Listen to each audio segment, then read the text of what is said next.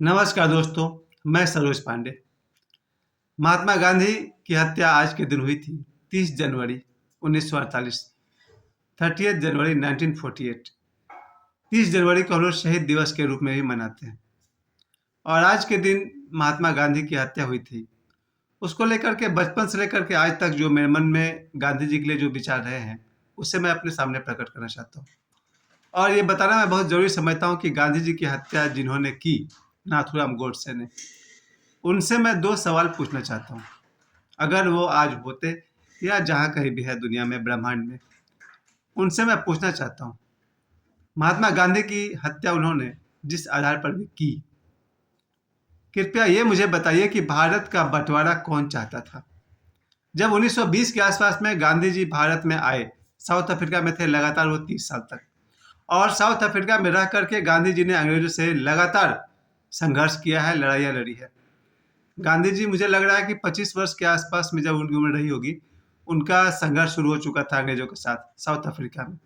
जब गांधी जी भारत आए 1920 के आसपास में, तो क्या गांधी जी के मन में था कि भारत का बंटवारा हो जाए? आखिर भारत का बंटवारा चाहता कौन था? यही मेरे आज के वीडियो का मुख्य मकसद है। और नाथूराम गोडसे ने जो गांधी जी पर गोली चलाई, उसका औचित्य कितना सही कितना गलत, इस पर मैं आपसे बात करना चाहता हूँ। और बहुत ज़रूरी है। सबसे ज़रूरी बात तो यह है कि महात्मा गांधी को हम लोगों ने बचपन से बहुत प्रेम किया है, बहुत स्वीकारा है। पिछले 10-20 सालों में जब से सोशल मीडिया का ज़माना आया, गूगल आया, यूट्यूब आया और बहुत सारे चैनल से लोगों की जानकारियाँ बढ़ी, उसके बाद से लोगों के मन में तरह-तरह का विवाद आने लगा। मैं भी जो कुछ भी मेरी जानकारी है और जो कुछ भी मेरा उनसे लगाव है, वो मैं आप सबके सामने रखना चाहता हूँ। सबसे पहली बात कि आप सभी ध्यान दें, आज भी हमारे देश के नोट पर गांधी जी के चित्र हैं। आज़ादी के समय से लेकर के आज तक, आज भी है। कहीं न कहीं हम सबके हृदय में महात्मा गांधी के लिए वो स्थान है, तभी तो हमारे भारतीय रुपयों पर गांधी के चित्र आज भी बरकरार है। इसके अलावा गांधी जी को स्वीकार करने वाले उस समय के सिद्ध एनलाइटेंड पर्सन, उस समय के गौतम बुद्ध, मेहर बाबा। मेहर बाबा गांधी जी को बहुत मानते थे। देवराहा बाबा, उन्होंने भी मोहनदास करमचंद गांधी की बहुत प्रशंसा की, कई बार मिल चुके थे। ओशो 2 बार मिल चुके हैं गांधी जी से। योगानंद जी, उन्होंने पैर छुए हैं महात्मा गांधी के और उनके साथ वर्धा आश्रम में भोजन भी किए। यानी भारत के बहुत सारे सिद्ध महात्मा गांधी जी को बहुत प्रेम करते रहे थे। और इसके अलावा मैं कहना चाहता हूँ कि दुनिया के सभी देशों में जब गांधी जी की हत्या हुई थी, उसके बाद आइंस्टीन ने भी कहा था कि आने वाले 100 साल में किसी को विश्वास नहीं होगा कि हाड़ मांस का एक आदमी ऐसा भी था, यानी कि सुपरमैन गांधी जी। ऐसा लगता ही नहीं था कि एक आदमी इतनी बड़ी संभावना के साथ है। जब कभी हम लोग गांधी फिल्म देखते हैं, तो दिखाई पड़ता है किस तरह से, यहाँ तक कि अंग्रेज जज भी एक बार गांधी जी को देखकर अपने कुर्सी से खड़ा होने की मुद्रा में आ जाता है, फिर वो बैठ जाता है क्योंकि वो ड्यूटी पर है। यानी महात्मा गांधी का प्रभाव ऐसा कि उस समय विश्व के जितने भी लोग थे, चाहे वो इंग्लैंड हो, चाहे चार्ली चैपलिन हो, या आइंस्टीन हो, या साउथ अफ्रीका के लोग हो, पूरे विश्व में गांधी जी को बहुत ही सम्मान मिलता था। मेरा आज का प्रश्न आपसे यही है कि भारत का विभाजन कौन चाहता था? गांधी जी को गोली तो मार दी गई 30 जनवरी 1948 को, लेकिन कृपया ये बताइए, क्या गांधी जी का बचपन का सपना था कि भारत के 2 टुकड़े हो जाएँ? या गांधी जब 1920 में यहाँ आकर के उन्होंने 1921 में असहयोग आंदोलन शुरू किया, तो क्या वो इस सपना को लेकर किए कि एक दिन हमारा भारत आज़ाद हो जाए और भारत के 2 टुकड़े हो जाएँ? कभी नहीं।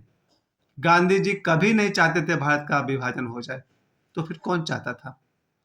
1906 में मोहम्मद अली जिन्ना ने मुस्लिम लीग की स्थापना की। फिर से सुनिए, 1906, 1906 में मोहम्मद अली जिन्ना ने एक मुस्लिम लीग की स्थापना की और धीरे-धीरे मुस्लिम लीग में नेताओं की संख्या बढ़ती चली गई। बहुत सारे मुसलमान उससे जुड़ते चले गए।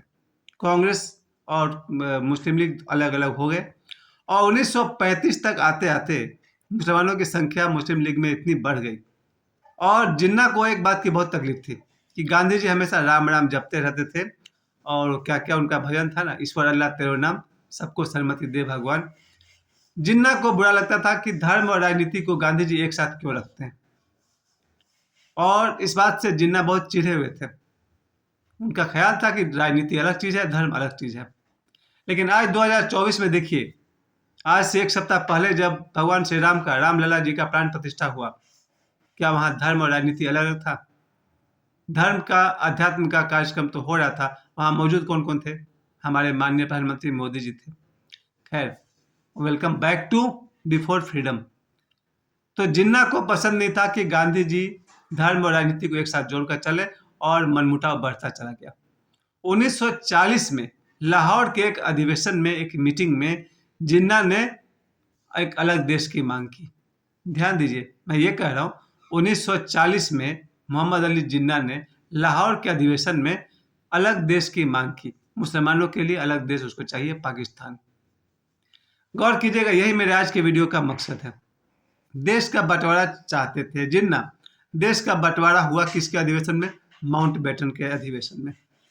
यानी कि जब देश का बंटवारा हुआ तो ब्रिटिश शासन, अंग्रेज चाहते थे भारत का बंटवारा।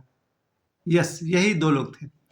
अंग्रेज बहुत पहले ही लगभग इस बात के लिए तैयार था कि जब देश को बांटेंगे तो ही हम सत्ता आप लोग को सौंपेंगे। भारत का बंटवारा चाहता था अंग्रेज, भारत का बंटवारा चाहता था जिन्ना। लेकिन हमारे भारत से गांधी जी हमारे लिए गार्जियन की तरह थे, क्योंकि भारत में जितने भी लोग फ्रीडम फाइटर्स थे, शुरू में तो सभी गांधी जी के साथ में ही काम किए। चंद्रशेखर आजाद हो, भगत सिंह हो, या सुभाष चंद्र बोस हो। बाद में धीरे धीरे नरम दल और गरम दल अलग अलग बंटवारा हो गया, और भगत सिंह जी अपने तरीका से लड़ाई लड़ रहे थे, चंद्रशेखर आजाद अपनी तरह से लड़े, सुभाष चंद्र बोस अपने तरफ से लड़ रहे थे। सबका अपना अपना तरीका था। एक और गलतफहमी मैं आप लोगों की दूर करना चाहता हूं। कई लोगों को लगता है कि भगत सिंह को फांसी से गांधी जी बचा सकते थे, क्यों नहीं बचाए?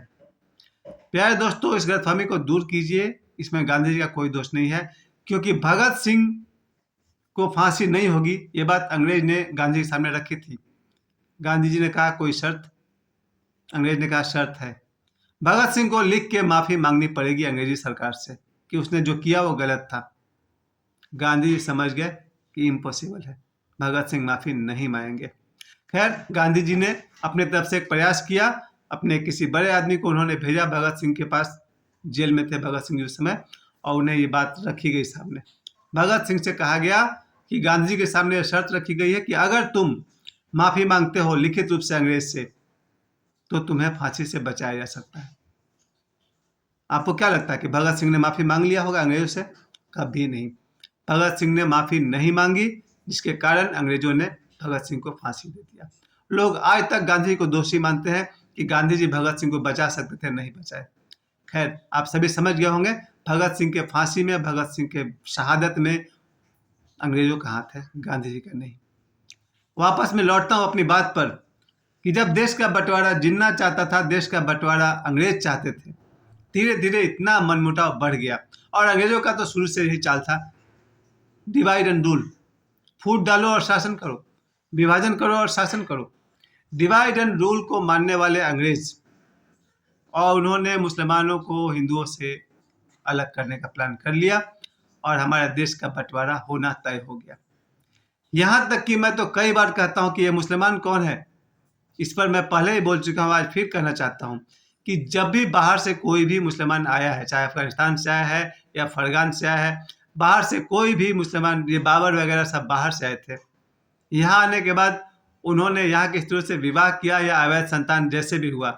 जिन बच्चों का यहाँ पर बहुत सारा जो जन्म हुआ है, ये लोग भारत के ही बच्चे हैं। मुसलमान आए और चले गए, जो बाबर वगैरह सब, मुगल वंश वगैरह सब कुछ था, लेकिन जो भी उनके संतान है, ये लोग जो मुसलमान हैं, इनमें से आधे लोगों को ये पता है कि वो भारत माता के बच्चे हैं। सभी मुसलमान जानते हैं कि हमारा देश भारत में हुआ है, हमारा जन्म भारत में हुआ है, इस देश में हुआ है। आज भी 50% मुसलमान भारत देश को अपना देश मानते हैं, भारत माता को अपनी माता मानते हैं। खैर, बंटवारा ऐसा होता चला गया कि गांधी जी हमारे गार्जियन थे, और उन्हें जो कुछ भी फैसला लेना पड़ा। अब मैं ये नहीं कह रहा हूं कि उनका फैसला सही था या गलत था, क्योंकि जिन्ना तय कर चुके थे कि उन्हें अलग देश चाहिए। बहुत मारकाट हुआ, 10 लाख से अधिक लोग मारे गए थे। जो भी दंगा फसाद होता था, हिंदू मुसलमान के बीच अगर 10 लाख लोग मारे जाएं तो हमारे गार्जियन पर क्या बीतेगी। गांधी जी को बुरा लगता था, पाकिस्तान में, भारत में जगह जगह हिंदू मुस्लिम के बीच मारकाट हो रहा है। उन्हें डिसीजन लेना पड़ा, जो कुछ भी उन्होंने डिसीजन लिया उसकी आलोचना आप लोग खुल के करना चाहें तो ज़रूर करिए। मैं भी मानता हूँ कि जब कोई गार्जियन डिसीजन लेगा तो किसी को सही किसी को गलत लगेगा। अब यहाँ से बात उठती है गोडसे। गोडसे जिस समय 1910 का उनका जन्म था, जब ये देश का बंटवारा हुआ होगा, 37 साल उम्र थी, 37 ईयर्स ओल्ड। मेरा ये पूछना था गोडसे से कि भाई साहब, जब आप गांधी जी को गोली मार सकते थे, आपने एक भी अंग्रेज को गोली क्यों नहीं मारा? भगत सिंह ने तो भाई लड़ाई लड़ी, चंद्रशेखर आजाद लड़ाई लड़े, बहुत सारे लोग थे। देश के फ्रीडम फाइटर्स ने अंग्रेजों से लड़ाई लड़ी, आप कहाँ थे भाई साहब? नाथूराम गोडसे क्या फ्रीडम फाइटर थे? और नहीं थे तो क्यों नहीं थे? सुभाष जी लड़ रहे हैं, सुभाष चंद्र बोस लड़ रहे हैं, भगत सिंह लड़ रहे हैं, चंद्रशेखर आजाद लड़ रहे हैं, नाथूराम गोडसे कहाँ थे? 37 साल उम्र थी, काफ़ी उम्र थी। जब आप गोली चला ही सकते थे, आप गांधी जी को मार ही सकते थे, तो आपने एक भी अंग्रेज को क्यों नहीं मारा? देश का विभाजन चाहने वाले जिन्ना भी मौजूद थे। अगर गांधी दोषी हैं तो जिन्ना भी तो दोषी है, क्योंकि जिन्ना अलग देश मांग रहे थे। तो भाई साहब, आपने जिन्ना को गोली नहीं मारी, आप अंग्रेज को गोली नहीं मारे, आपने मारा भी तो गांधी जी को गोली मारा। बहुत बहादुर है। खैर, जिस किसी को भी मेरे बात से आपत्ति है, बुरा लगा, मैं आपसे कहना चाहता हूँ, ये मेरे अपने विचार हैं, मेरी भावनाएं हैं। महात्मा गांधी आज के दिन उन्हें गोली मार दी गई थी शाम को 5:30 बजे। मैंने जो कुछ भी कहा है, अगर आपके मन में कोई भी विचार है तो आप मुझे कमेंट्स करें, लेकिन मैं तो अभी भी ये कहना चाहता हूँ, गांधी जी के लिए मेरे मन में बहुत रिस्पेक्ट है। और नाथूराम गोडसे, फिर वही सवाल, अंग्रेज को नहीं मार पाए, जिन्ना को नहीं पाए, मारा भी तो गांधी जी को मारा। खैर, आज शाम आप सभी ने मुझे समय दिया, आप सभी को बहुत बहुत धन्यवाद। प्रणाम।